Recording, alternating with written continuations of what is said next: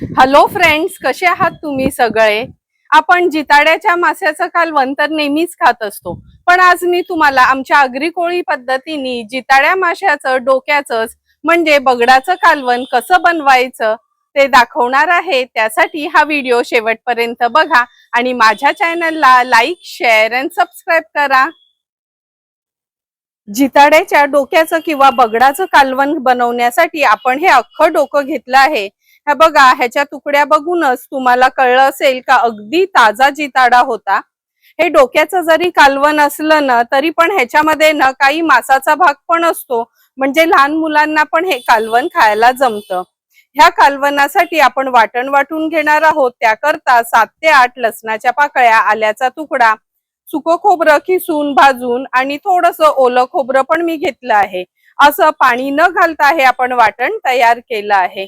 2 tablespoon तेल वापरणार आहोत, अर्धा चमचा हळद, 2 चमचे आपला रश्मीज रसोईचा हा आगरी कोळी मसाला आणि फोडणीसाठी 8 ते 10 लसणाच्या पाकळ्या चेचून घेतल्या आहेत आणि 2 ते 3 हिरव्या मिरच्या वापरणार आहोत।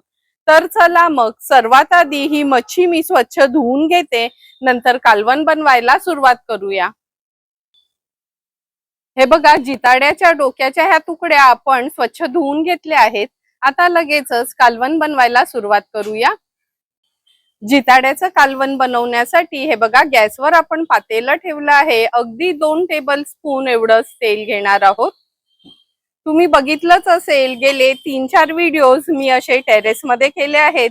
घरात थोडं रिनोव्हेशनचं काम चालू आहे म्हणून आपण टेरेस मध्ये हे व्हिडिओ करतोय। आता फोडणीला ह्या 3 हिरव्या मिरच्या आणि लसूण जो चेचून घेतलाय तो घालूया। लसूण आणि हिरवी मिरची तेलावर छान परतून घ्यायची।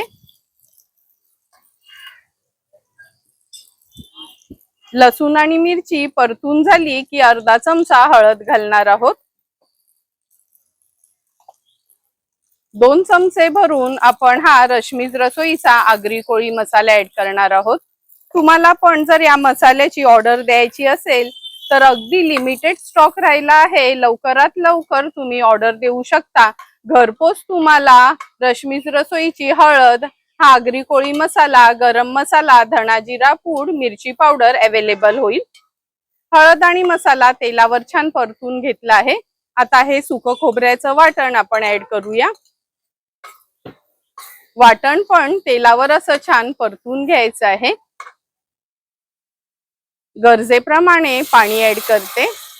जवळपास 1.5 ग्लास एवढं पाणी ऍड केलं आहे, कारण का हे बगडाचं किंवा डोक्याचं कालवण असतं ना, थोडं पातळ असलं का चवीला चांगलं लागतं। चवीप्रमाणे मीठ ऍड करते। 4 ते 5 आपण ही कोकमाची टापं ह्याच्यात ऍड करूया। आता ह्या साराला एक छानशी उकळी काढून घेणार आहे। हे बघा, आपल्या साराला पण छान उकळी आली आहे। आता एक एक करून हे बगडाचे तुकडे मी ह्या कालवणामध्ये सोडते।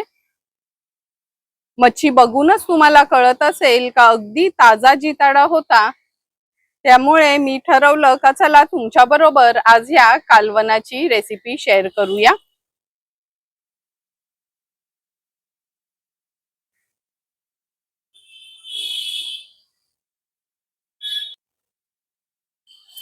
हे बघा, एक एक करून सर्व तुकड्या आपण ह्या सारामध्ये सोडल्या आहेत। आता हाय फ्लेम वर सुरुवातीला झाकण न ठेवताच छानशी ह्याला उकळी काढून घेऊया। तुम्ही बघू शकता आपल्या कालवणाला चांगलीशी उकळी आली आहे। आता ह्याच्यावर झाकण ठेवते आणि एक 10 ते 12 मिनिटासाठी हे बगडाच्या तुकड्या आहेत ना आपल्याला शिजवून घ्यायचे आहेत।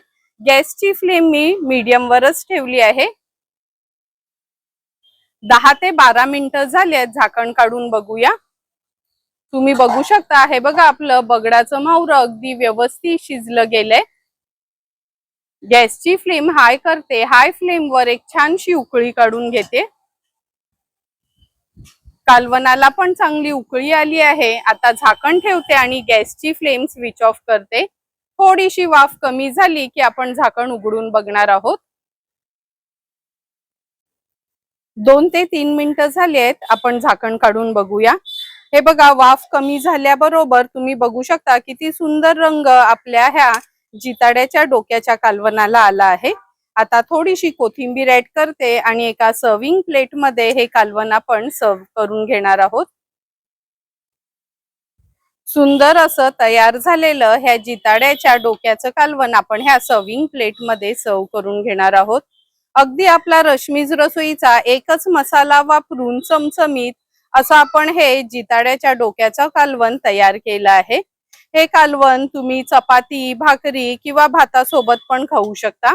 तुम्हाला पण जर मी बनवलेलं हे जिताड्याच्या डोक्याच्या कालवणाची रेसिपी आवडली असेल तर तुम्ही पण माझ्या पद्धतीने एकदा तरी हे कालवण घरी ट्राय करा आणि मला कमेंट करून सांगा की तुम्ही बनवलेलं हे जिताड्याच्या डोक्याचं कालवण कसं झालंय ते।